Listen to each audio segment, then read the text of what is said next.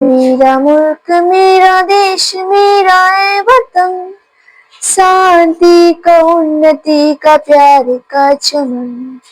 मेरा मुल्क मेरा देश मेरा है वतन, शांति का उन्नति का प्यार का चमन। तेरे वास्ते निसार है मेरा मन, मेरा तन, ए वतन ए वतन ए वतन, जाने मन जाने मन जाने मन। नमस्कार दोस्तों, देखिए आज फिर से आप लोगों के लिए बायोलॉजी का सबसे इम्पोर्टेंट चैप्टर उत्सर्जन लाए हैं।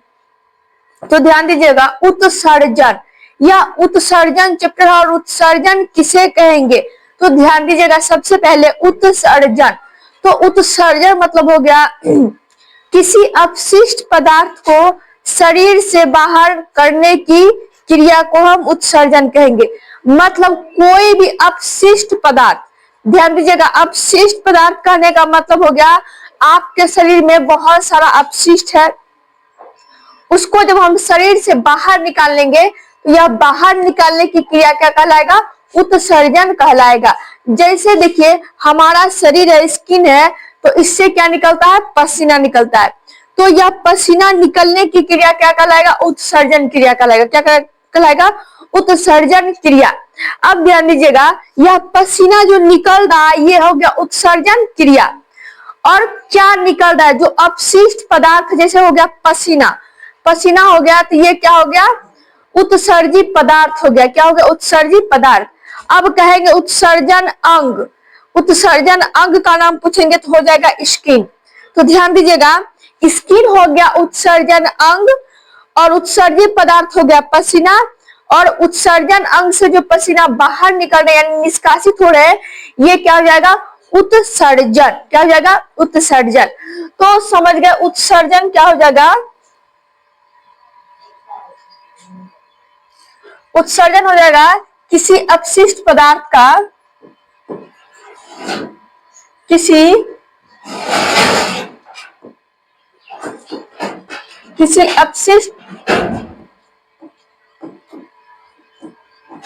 अपशिष्ट पदार्थ का,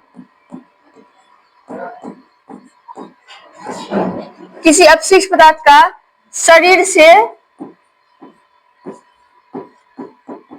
निष्कासन,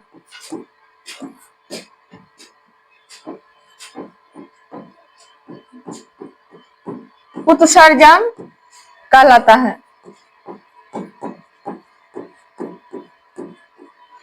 ध्यान दीजिएगा, जैसे एग्जांपल हो जाएगा, यदि मान लीजिए कि हम क्लास में पढ़ा रहे हैं तो उसमें क्या हो जाता है, कुछ स्टूडेंट क्या कर लेता है, बदमाशी कर जाता है, तो उसे हम क्या करते हैं, क्लास से आउट कर देते हैं, यानी क्लास से बाहर कर देते हैं। तो यह क्लास से बाहर करने की क्रिया क्या हो जाएगा, उत्सर्जन क्रिया हो जाएगा। और हम जिनको बाहर किए, जिनको बाहर किए, स्टूडेंट को, जिस स्टूडेंट को बाहर किए वो क्या हो जाएगा, उत्सर्जी पदार्थ हो जाएगा। क्या हो जाएगा, वो उत्सर्जी पदार्थ। और हम जिस माध्यम से बाहर किए वो क्या हो जाएगा, उत्सर्जन अंग हो जाएगा। तो उत्सर्जन आप लोग समझ गए होंगे कि अपशिष्ट पदार्थ का शरीर से निष्कासित होना क्या कहा जाएगा, उत्सर्जन कहलाएगा। अब इसका एग्जाम्पल देखेंगे त्वचा, क्या देखेंगे, त्वचा यानी स्किन। तो ध्यान दीजिएगा, ये त्वचा स्किन, स्किन जो है ये क्या है, ये त्वचा से क्या निकलता है, पसीना निकलता है। और जब हम सुबह सुबह जगते हैं तो हमारे नाक पे जो है चिपचिपा कुछ पदार्थ लगा होता है, उसे हम कहेंगे सीबम। क्या कहेंगे, सीबम। ये भी क्या है, एक अपशिष्ट पदार्थ है। तो हमारा त्वचा जो है ये हो जाएगा उत्सर्जन अंग। क्या हो जाएगा, उत्सर्जन अंग। और इस उत्सर्जन अंग से क्या निकलता है, पसीना निकलता है। क्या निकलता है, पसीना। और जब पसीना को चाट कर देखिएगा ना वो क्या, कैसा लगेगा, नमकीन लगेगा, जो कि अपशिष्ट पदार्थ है। नेक्स्ट सवाल है फेफड़ा। अब देखिए, ये फेफड़ा जो है, बचपन में हम लोग बोलते थे कि हमारा जो है नाक से हम सांस लेते हैं, नाक बंद करेंगे तो फिर मुंह से सांस लेते हैं, ऐसा नहीं है।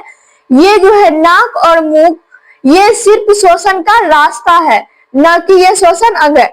देखिए श्वसन जो हम लेते हैं ये लेते हैं फेफड़े के माध्यम से। किसके माध्यम से, फेफड़े के माध्यम से। और ये फेफड़े जो है क्या छोड़ता है? CO2 कार्बन डाइऑक्साइड और वाष्प। और CO2 जो है यह क्या है? यह उत्सर्जित पदार्थ है। वाष्प भी क्या है? उत्सर्जित पदार्थ है। और फेफड़ा क्या हो जाएगा? उत्सर्जन अंग हो जाएगा। क्यों? क्योंकि यह अपशिष्ट पदार्थ का निष्कासित करता है। ठीक है, नेक्स्ट है बड़ी आंत। देखिए बड़ी आंत जो है, बड़ी आंत क्या निष्कासित करेगा? अनपचा भोजन। किसको? अनपचा भोजन, यानी काइल भी से कहेंगे। ये कहां से होगा? बड़ी आंत से। बड़ी आंत क्या हो जाएगा? उत्सर्जन अंग। और अनपचा भोजन क्या हो जाएगा? अनपचा भोजन क्या हो जाएगा? उत्सर्जित पदार्थ। नेक्स्ट है यकृत। ये यकृत जो है हमारे शरीर में, ये क्या करता है?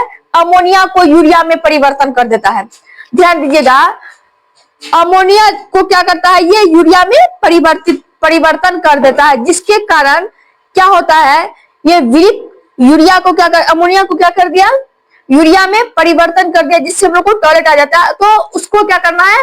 बहुत जल्दी समय में, मतलब बहुत जल्दी क्या कर देना? उसको बाहर कर देना, नहीं तो वो यूरिया जो है फिर से अमोनिया में परिवर्तित हो जाता है। तो जिसके कारण कहता है कि जैसे ही यूरिया, अमोनिया जो है यूरिया में परिवर्तित होगा, उसे क्या करना है? शरीर से इस अपशिष्ट पदार्थ को बाहर निष्कासित कर देना, नहीं तो वो यूरिया क्या हो जाएगा? अमोनिया में बदल जाएगा। और हमारा पेशाब जो है गंध इसलिए करता है क्योंकि उसमें जो है अमोनिया का मात्रा होता है। तो ध्यान दीजिएगा, यह अमोनिया को क्या करता है? यूरिया में परिवर्तित कर देता है। और ध्यान दीजिए, जैसे ही इंसान जो है यूरिया को बाहर निकालता है, यानी पेशाब को बाहर निकालता है, तो बहुत ज्यादा देखिएगा, जहां एक जगह व्यक्ति खूब ज्यादा टॉयलेट करेगा, जैसे स्टेशन वगैरह हुआ या तो टॉयलेट रूम हुआ, मतलब एक ही जगह पे करते रहेगा।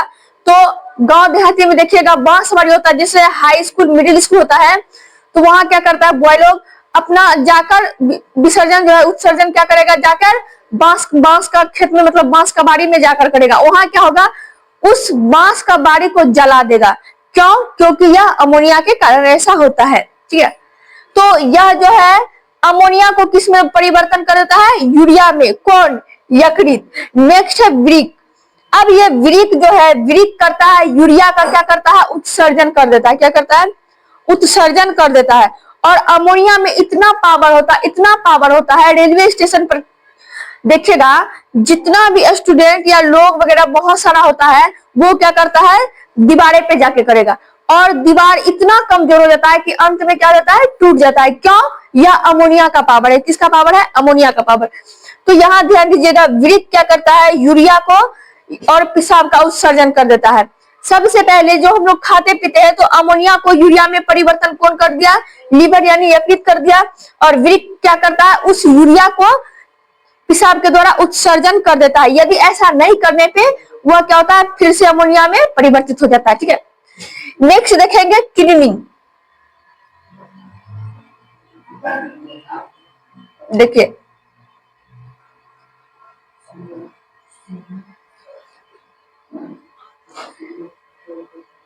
हम लोग अब किडनी के बारे में पढ़ेंगे कि किडनी क्या है। किडनी जो है सबसे मुख्य उत्सर्जी अंग है। हमारा उत्सर्जी अंग जो है, उत्सर्जी अंग बहुत है, स्किन है, फेफड़े हैं, लेकिन सबसे प्रमुख इसमें क्या हो जाएगा? सबसे प्रमुख हो जाएगा आपका किडनी। तो ध्यान दीजिएगा, किडनी क्या है? प्रमुख उत्सर्जी अंग है। देखिए किडनी क्या है?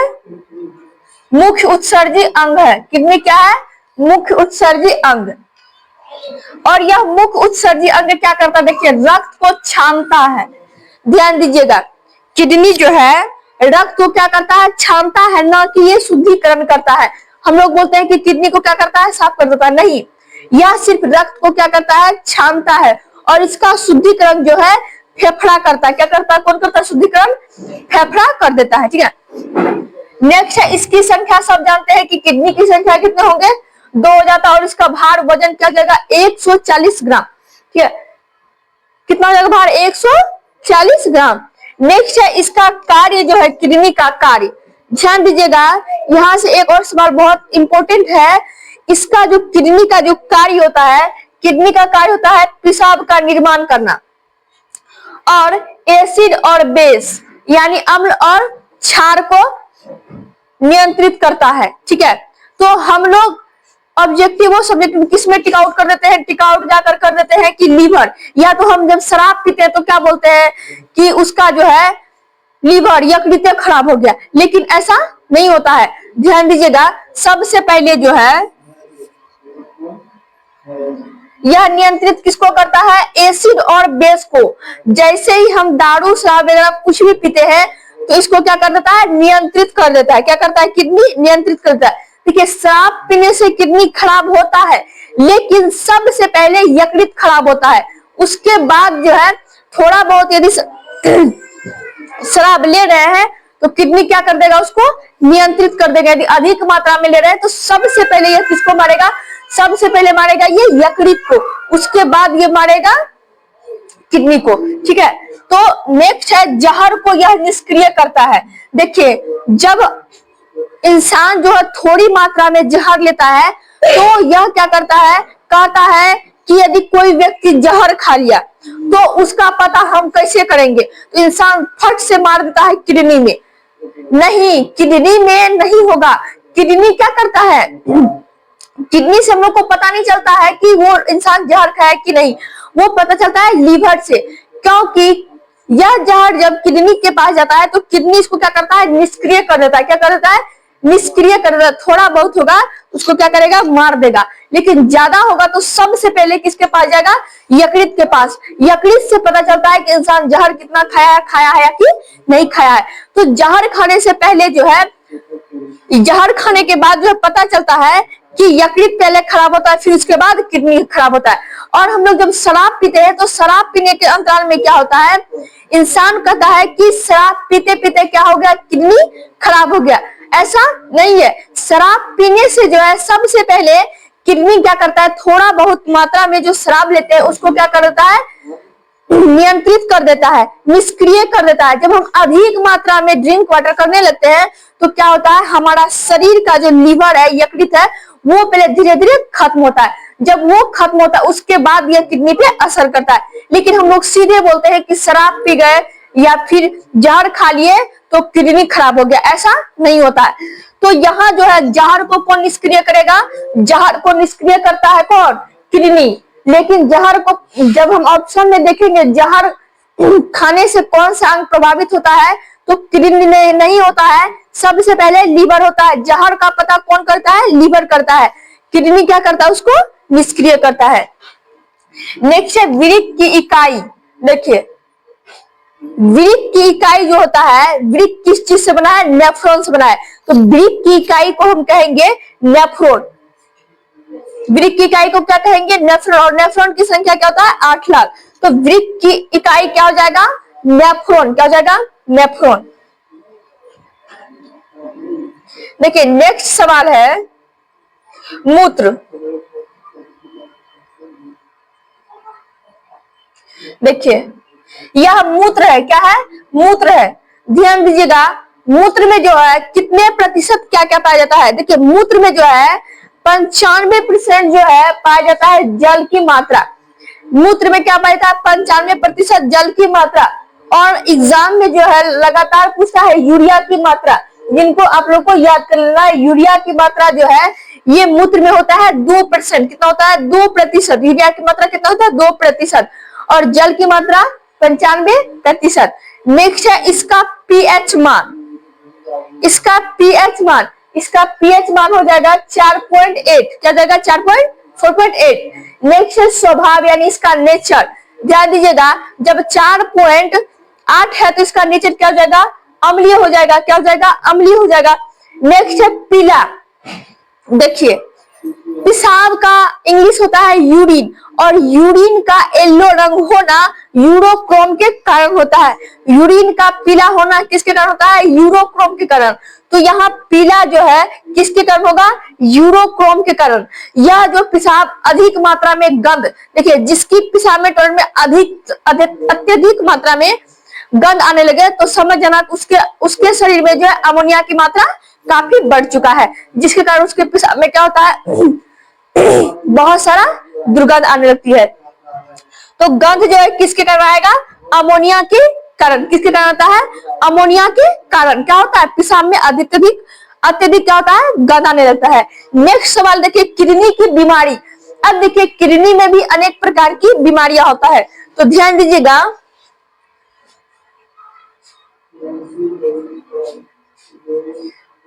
देखिए किडनी की बीमारी, ध्यान दीजिएगा। किडनी की जो बीमारी होती है, सबसे पहले होता है किडनी में, सुने होंगे कि स्टोन हो गया। क्या हो गया, स्टोन हो गया। जब किडनी में स्टोन होता है, वह स्टोन किस चीज का बना होता है, वह स्टोन जो है किडनी का स्टोन बना होता है कैल्शियम ऑक्सीलेज का। किसका होता है, कैल्शियम ऑक्सीलेज का क्या बना होता है, किडनी में जो पत्थर यानी स्टोन होता है वो किस चीज का बना होता है, कैल्शियम ऑक्सीलेज का। नेक्स्ट है यूरेनिया। ध्यान दीजिएगा, यदि आपके पेशाब में अमोनिया की अधिक मात्रा बढ़ गया, यानी पेशाब में अत्यधिक गंध आने लगा, तो उसमें क्या हो जाएगा, अमोनिया की मात्रा बढ़ गया है। क्या हो गया, अमोनिया का मात्रा बढ़ गया है। जब अमोनिया का मात्रा बढ़ गया तो समझ जाइए आपको यूरेनिया नामक बीमारी हो गया। तो अमोनिया बढ़ गया, इसको हम कैसे पता करेंगे, पेशाब यानी टॉयलेट क्या हो जाएगा, अत्यधिक गंध आने लगेगा, पूरा गंदा महकेगा, तो वो क्या हो जाएगा, यूरेनिया नामक बीमारी हो जाएगा, जिसमें अमोनिया की मात्रा क्या हो जाता है, काफी बढ़ जाता है। कई बार पूछा है कि यूरेनिया में जो है किसकी मात्रा बढ़ जाने से यूरेनिया नामक बीमारी होती है, तो अमोनिया की मात्रा बढ़ने से। किसकी मात्रा बढ़ने से, अमोनिया की मात्रा। नेक्स्ट देखिए गठिया। ध्यान दीजिएगा, ये गठिया जो होता है, गठिया मतलब समझ जाइए हमारा शरीर जो है, शरीर ये बॉडी, ये जहां जहां हम लोग का गांठ है, यहाँ देखिए हाथ में, ये क्या है, गठिया है। यहाँ वाला केहुनी जिसको बोलते हैं एल्बो, तो ये क्या है, यहाँ गठिया है, जहां से हम मोड़ते हैं, ये क्या है, गठिया है। जैसे कि ये हुआ, अब कमर के बल हम क्या करते हैं, बैठते। बैठना मतलब क्या हुआ, यहाँ भी मतलब गांठ है। गांठ मतलब समझ जाइए कोई रस्सी जो है, रस्सी को क्या करते हैं, एक रस्सी, दो रस्सी, ये दो रस्सी को क्या करेंगे, जोड़ेंगे यहाँ पे, तो ये क्या हो जाएगा, गठिया। तो हमारा दोनों पैर जो है और कमर से क्या है, जुड़ा हुआ है, और यहाँ हाथ देखिए एल्बो, यहाँ भी जुड़ा हुआ है। तो जहां जहां जुड़ा हुआ है तो समझ जाइए गांठ। जैसे रस्सी को हम तोड़ दिए, जब हम रस्सी को तोड़ देते हैं तो दो रस्सी को जब हम जोड़ेंगे तो बीच में क्या हो जाएगा, गांठ हो जाएगा। दो रस्सी को जोड़ने से क्या हो जाएगा, गांठ हो जाएगा। ठीक उसी प्रकार हमारा बॉडी जो है जहां पे जुड़ा हुआ है, ये क्या हो जाता है, गांठ हो जाता है। क्या होता है, गांठ। अब देखिए कमर है, कमर के बाद हम जब बैठते हैं तो बैठने के बाद क्या होता है, हमारा यहाँ भी गांठ है। ठीक है, जहां जहां जुड़ाव है दो रस्सी का, मतलब मान लीजिए दो रस्सी को तोड़ दिए, दो रस्सी को यदि हम जोड़ते हैं तो बीच में क्या बन जाता है, गांठ। ठीक उसी प्रकार हमारा बॉडी जो है जहां पे जुड़ा हुआ है, ये क्या है, गांठ है। तो ये गठिया रोग जो है, समझ जाइए गठिया रोग क्यों होता है। गठिया रोग इसलिए होता है, गठिया जो है, यहाँ गठिया में भरा होता है साइनोवियल गैस। क्या भरा जाता है, साइनोवियल।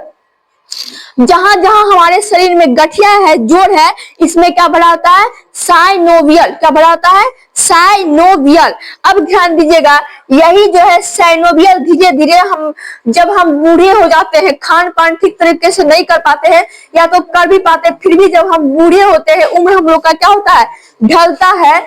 जब उम्र हम लोग का ढलता है तो क्या होता है कि साइनोवियल जो है ये हमारे शरीर में घटने लगता है। साइनोवियल क्या होता है, घटने लगता है, और यूरिक एसिड क्या होता है, बढ़ने लगता है। ध्यान दीजिएगा, गठिया रोग में क्या होता है, यूरिक एसिड बढ़ने लगता है और साइनोवियल क्या होता है, घटने लगता है, जिसके कारण जो है हमारे हड्डियां में गांठ बन जाता है। क्या बन जाता है, गांठ बन जाता है।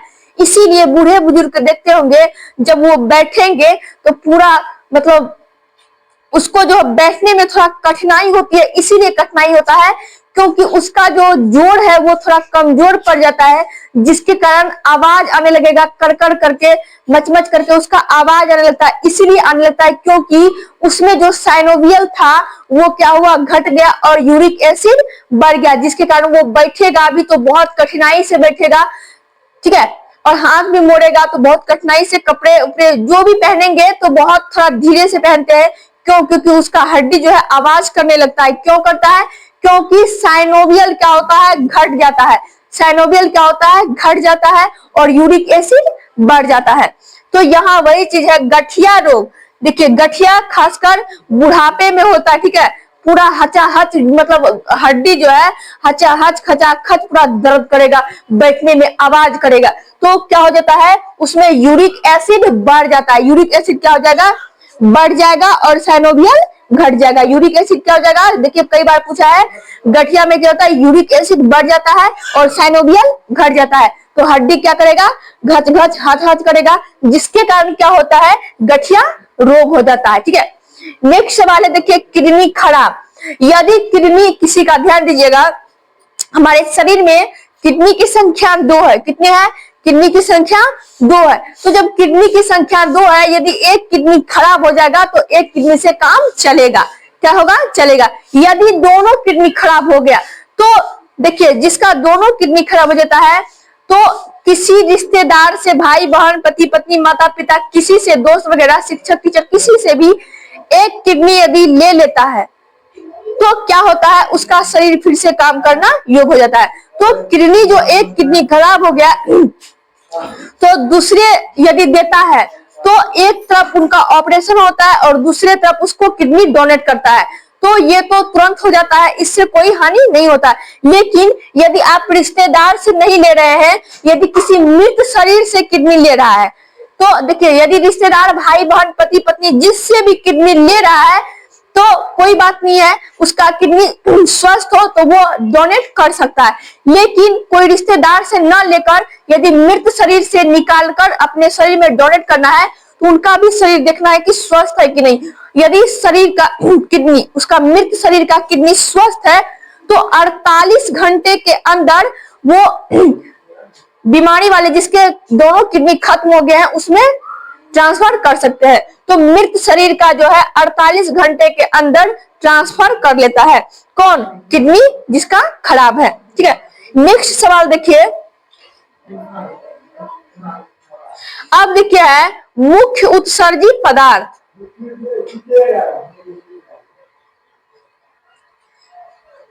देखिए ध्यान दीजिएगा, मुख्य उत्सर्जी पदार्थ, ध्यान दीजिएगा।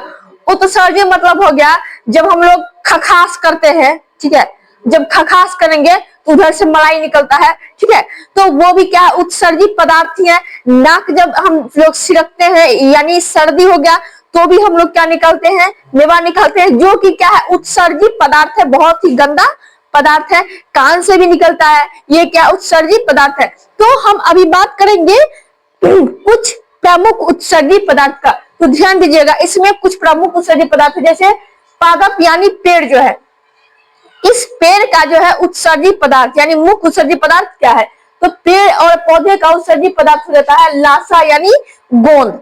पेड़ पौधा उत्सर्जी पदार्थ क्या है, लासा है, गोंद है, टेनिन है और भी बहुत है, ठीक है, लेकिन मुख्य रूप से पादप का क्या है, लासा और गोंद। नेक्स्ट है यूरियोटेलिक। ध्यान दीजिएगा, यूरियोटेलिक, ये यूरियोटेलिक में क्या होता है, यूरियोटेलिक में यूरिया का उत्सर्जन होता है। यूरियोटेलिक में किसका उत्सर्जन होता है, यूरिया का उत्सर्जन होता है। यह यूरिया का जो उत्सर्जन होता है यह किसमें होता है, यह स्तनधारी में होता है। किसमें होता है, स्तनधारी में, जैसे मानव और पशु में। देखिए यूरिया कौन उत्सर्जन करेगा, मानव और पशु में, स्तनधारी में। ध्यान दीजिएगा, स्तनधारी बोले यानी जो बच्चे को दूध पिलाता। स्तनधारी में जो है लड़का और लड़की दोनों होता है। चूंकि जब बच्चे का जन्म होता है तो लड़का और लड़की दोनों का स्तन क्या होता है, सेम होता है। क्या होता है, सेम होता है। जब 12 वर्ष की अवस्था आती है तो बुआई में क्या होता है, स्तन ग्रंथि नहीं होता है, जिसके कारण उसका स्तन नहीं उभरता है, और गर्भ में क्या होता है, स्तन ग्रंथि पाया जाता है, जिसके कारण इसका स्तन उभर जाता है। तो स्तनधारी कहने का मतलब हो जाएगा मानव, लड़का लड़की सब। तो वो क्या हो जाएगा, यूरिया का उत्सर्जन करेगा, मानव और पशु, जिसको हम क्या कहेंगे, यूरियोटेलिक। नेक्स्ट है यूरिकोटेलिक। क्या हो जाएगा इसका आंसर। अब दूसरा क्या है, यूरिकोटेलिक। यूरिकोटेलिक में जो है यूरिक एसिड क्या उत्सर्जन करेगा, ये यूरिक एसिड। तो यूरिक एसिड देखिए कौन करता है, सरीसृप वर्ग के लोग और पक्षी। कौन, सरीसृप और पक्षी। सरीसृप यानी सरीसृप और पक्षी, ये क्या उत्सर्जन करेगा, यूरिक एसिड। क्या, यूरिक एसिड। और स्तनधारी क्या उत्सर्जन करेगा, यूरिया। तो स्तनधारी जो यूरिया उत्सर्जन करता है उसे कहेंगे यूरियोटेलिक। यूरिक एसिड जो उत्सर्जन करता है उसे कहेंगे यूरिकोटेलिक। नेक्स्ट है अमोनोटेलिक, एमेनोटेलिक। ये देखिए अमोनिया उत्सर्जन करेगा। अमोनिया कौन उत्सर्जन करता है? मछली कीट। देखिए हम लोग यूरिया उत्सर्जन करेंगे, ठीक है, और मछली और कीट क्या उत्सर्जन करता है? अमोनिया। मछली क्या उत्सर्जन करेगा? अमोनिया। नेक्स्ट है ग्वानोटेलिक। यह ग्वानोटेलिक जो है, ग्वानोटेलिक ग्वानिन उत्सर्जन करता है। ध्यान दीजिएगा, हम लोग स्तनधारी जीव हैं, तो हम लोग जो है यूरिया उत्सर्जन किए, मछली क्या उत्सर्जन किया? अमोनिया उत्सर्जन किया। अब है ग्वानोटेलिक, ग्वानिन उत्सर्जन करता है। तो ये ग्वानिन उत्सर्जन कौन करता है? तो ग्वानिन उत्सर्जन करता है मकड़ी। कौन करता है ग्वानिन उत्सर्जन? मकड़ी। ध्यान दीजिएगा, ग्वानिन उत्सर्जन कौन करेगा? मकड़ी। इसको हम कहेंगे ग्वानोटेलिक। क्या कहेंगे? ग्वानोटेलिक। अमोनिया उत्सर्जन कौन करेगा? मछली के, जिसको कहेंगे अमोनोटेलिक। यूरिक एसिड कौन उत्सर्जन करेगा? सरीसृप पक्षी, इसको करेंगे यूरिकोटेलिक।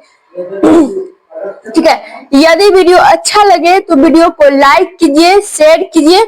यदि आप चैनल पे नए हैं तो चैनल को प्लीज सब्सक्राइब करें। धन्यवाद।